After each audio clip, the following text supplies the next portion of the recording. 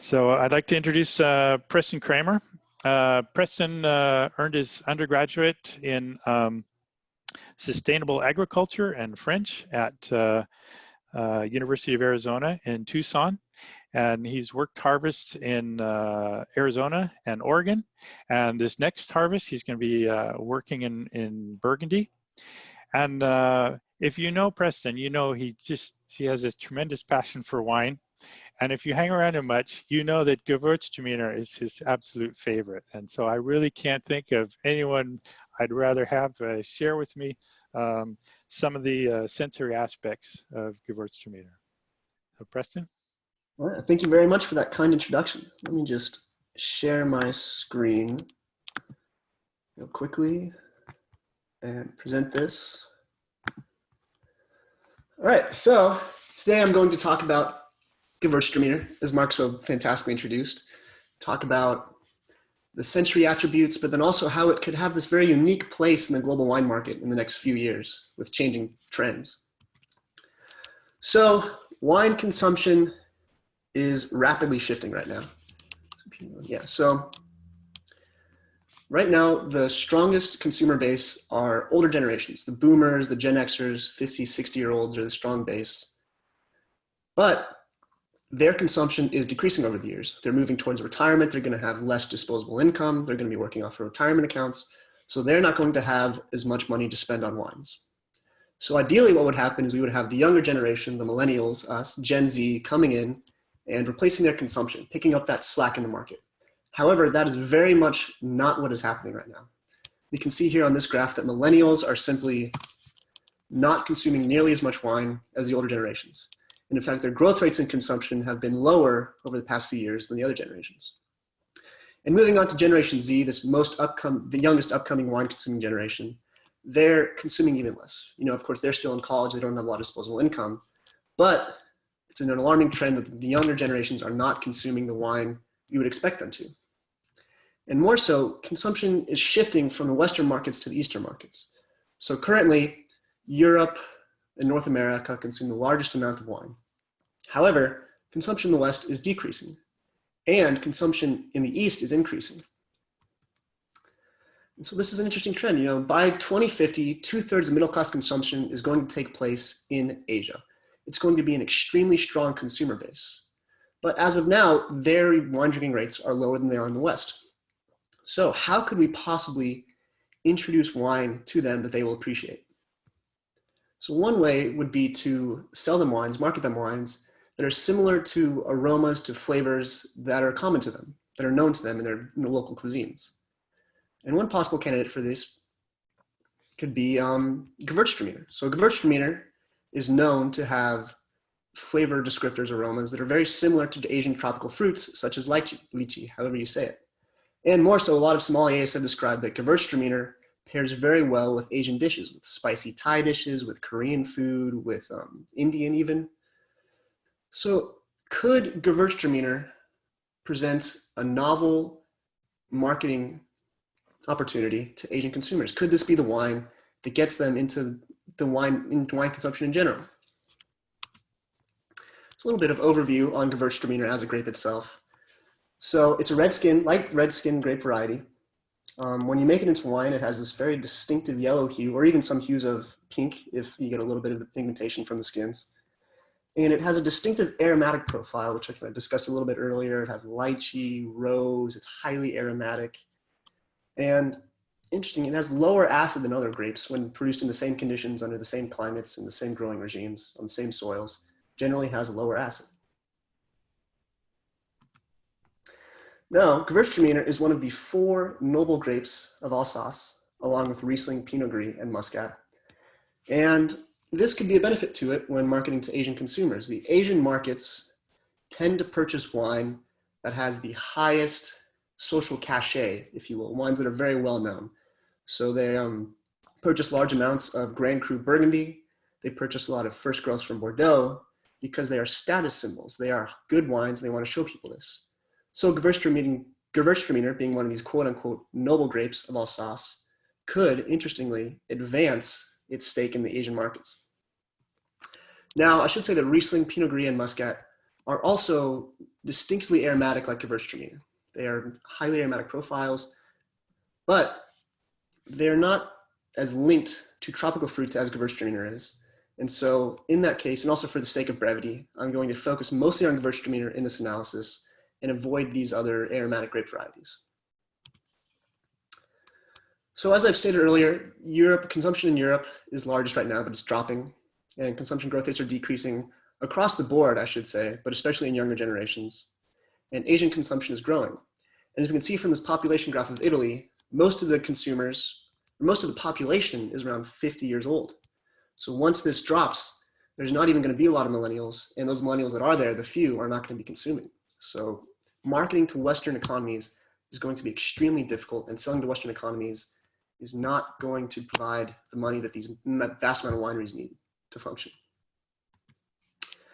So this analysis is going to explore the key compounds that are in Gewurztraminer that contribute to its aromatic profile, contribute to its similarity to tropical varieties, and then we'll analyze practices that affect those concentrations, both in the vineyard and in the winery. So first, take a look at the key compounds.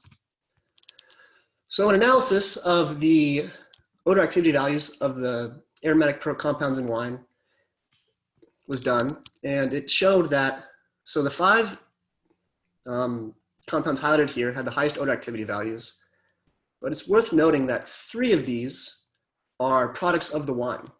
So they're not actually found in the grape itself. So they're probably not linked to this aromatic, to this varietal character. And so the highest one then is cis-rose oxide, which is a terpene.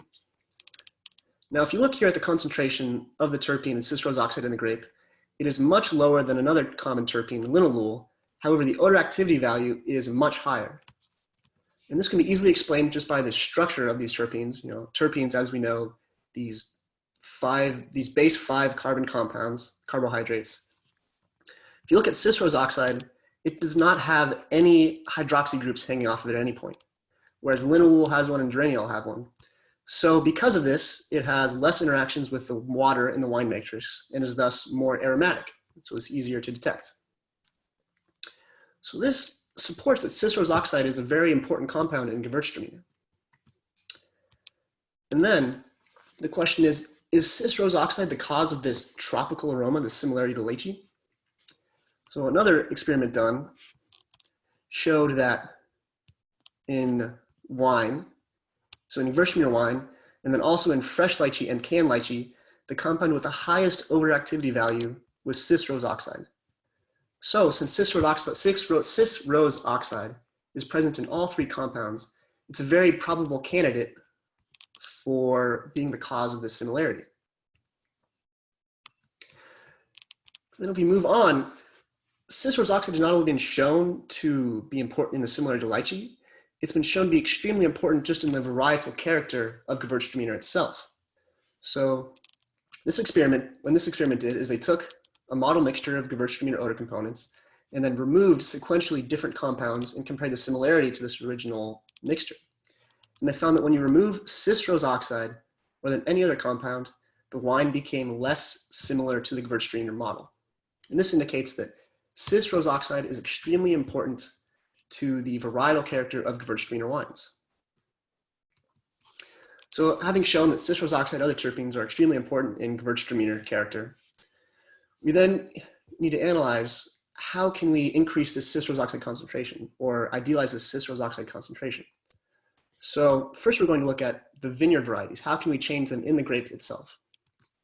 So as you all know, terpenes in grapes exist in 2 main forms. We have free terpenes and volatile, or we have free terpenes, and this should be free and bound. Pardon the fault there. So bound terpenes are bound to some sort of compound in the grape and are not volatile. They could be glycosylated, bound to sugars or some other compound. And the concentration of free versus bound terpenes is highly skewed in favor of bound terpenes. So most terpenes are not detectable.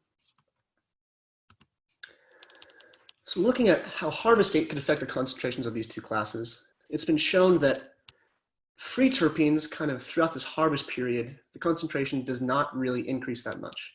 However, the concentration of potentially volatile terpenes increases.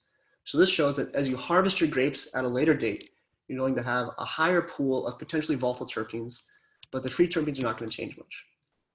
And this was supported in other literature. We see that free terpenes relatively stable down here. However, potentially volatile terpenes increase as harvest date passes. So what significance does this have?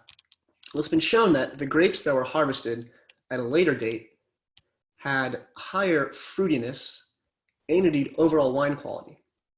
And what's interesting about this is just a 1 degree Brix difference.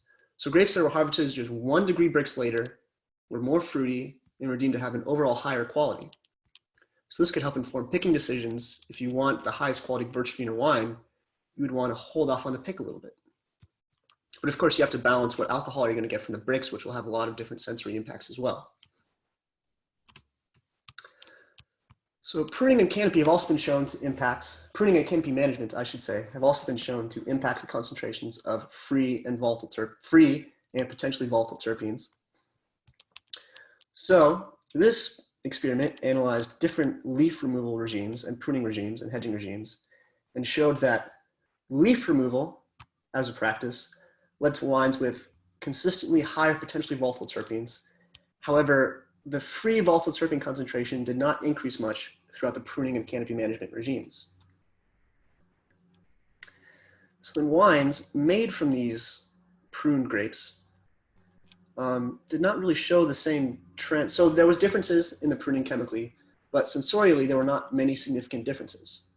So wines that were hedged, wines that had both shoot and leaf removal mechanically, were shown to be significantly more fruity than the other treatments. And however, the total aroma of the wines themselves did not seem to correlate to this leaf removal, to whatever practice you wanted to employ in the vineyard. So those were the main experiments done in Gewurztraminer in the vineyard. So then we can move on to the winery impacts of these different grapes. So we can, my goodness, pardon me. So now we can analyze how different practices in the winery can affect the prevalence, the concentrations of these important compounds. So as we've shown, terpenes exist in this pool of both free and bound terpenes. So since bound terpenes are not volatile, since we can't detect them, it would be beneficial to release them into the free form so that they can be smelled by the consumer. And one practice that's employed to do this is the addition of glycosidase enzymes. So you cleave whatever element is bound to the terpene, making it aromatic. And in this experiment, they added different types of glycosidase enzymes and then measured the concentrations of free terpenes over time. So this is 48 hours after the grapes were picked. So the fermentation had started, but it was not really close to finished. The fermentation finished here, and then this was post-fermentation. And so at the initial addition of the enzyme, I should say 48 hours after the initial addition of the enzymes, when the grapes were originally picked, we do see a lot of differences in the concentrations. We see that this LOL enzyme led to higher increased free terpenes, whereas this glucosidase, I should say, had the lowest, whereas this one had the highest concentrations. But as time passed, these videos are blocking, I can't see. You see that these trends did not really keep up. So whatever initial free terpene increase you had here did not really carry on to the later dates. So that said, you could avoid adding these enzymes as they really don't make a lot of difference and they're quite pricey. Other analysis has been done to show the effects of fining agents on wines. You know, it's purported that adding different fining agents can strip aroma from your wine, can make them bland, can make them boring. It's the whole trend of natural wine that you don't want to add fining agents because it takes the soul, quote unquote, out of the wine. But this analysis showed that there were really no significant trends in fining agents and the concentrations of the main sensory compounds. Whether you had activated carbon, bentonite, isinglass, a wide variety of fining agents, they did not significantly impact the prevalence of these compounds. And then moving on even further, in wines made from these grapes treated with the different fining agents, we still don't even see significant differences in the sensory qualities. So activated carbon had significantly lower fruit lychee character, which might not be the best. However, across the board, it didn't affect the overall flavor of the wines, and no other treatments had any differences, which really suggests that you could employ whichever fining practice you believe would be best for the quality of the wine without having too much worry about how it's going to affect the overall aroma of your Gewurztraminer wines. So what is the significance of all of these different explorations? So this has shown that there is indeed a chemical basis for the similarity of Gewurztraminer wine to lychee.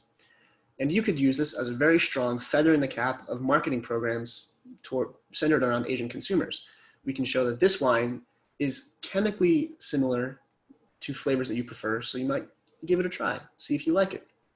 And indeed, the cis-rose oxide was the compound that was most closely linked to this lychee character, and indeed the varietal character of Gewurztraminer itself. Later harvest dates were shown to result in wines with higher potentially volatile terpenes and higher quality. But of course, you have to balance later harvest dates with the acidity and the alcohol of your wine. Hedging vines and some leaf pulling regimes were shown to increase the fruitiness of your wines. So if you want a Gewurztraminer wine that's a little bit higher in these tropical notes that you're marketing to Asian consumers, you would consider hedging and leaf pulling. In the winery itself, fining treatments were not shown to significantly impact the sensory profiles of Gewurztraminer wines, so you can have less fear of adding these compounds and negatively affecting your wine. And glycosylase enzymes did show differences when they were first added, however these differences did not carry out as the wine aged. So you could possibly forego these in your winery treatments to save a little cash. And I think it's worth noting that COVID-19 is going to drastically shift wine consumption over the next few years. So initial data is showing that people are consuming more wine as this crisis is happening. You know, people are staying home, they're bored, they have to deal with their families. They've been increasing their consumption. However, there have been, no exaggeration, millions of new claims to unemployment benefits in America. And similar trends are happening in Asia and Europe. People are losing their jobs. And there's this fear that millennials especially are going to enter into this depression era mindset. We need to save our money. We can't spend on such frivolities as alcohol, as fine wines. And that can be a huge, huge, huge hit to the American wine market. So now more than ever, it's important to try and increase the marketing of wines to other consumer bases. And you know, the Asian markets are probably going to be hit hard as well, but it's an attractive market to market to.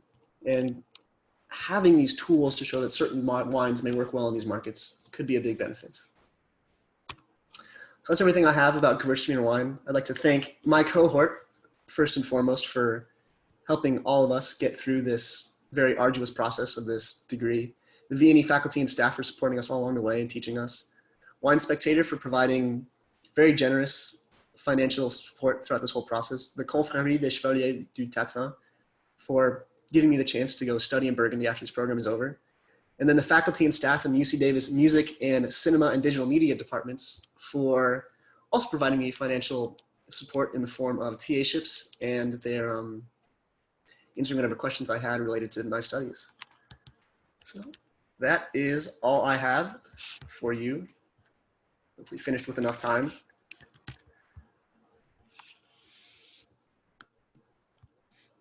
Right. Stop share.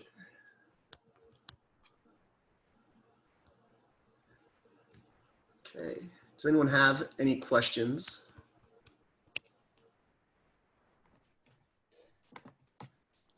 I have one, Preston. Hi, how are you? Doing well. Okay, yeah, my question is, are there any physiological explanation for the low acid profile of the Gewurztraminer compared with our grapes? You know, I analyzed and I couldn't find personally what that mechanical pathway was. Obviously, you have some sort of either lower production of the acids themselves, some sort of deregulation of the production pathway. Personally, I didn't find the cause. Okay, it's interesting, yes, to explore. Yeah. Okay, thank you. Absolutely.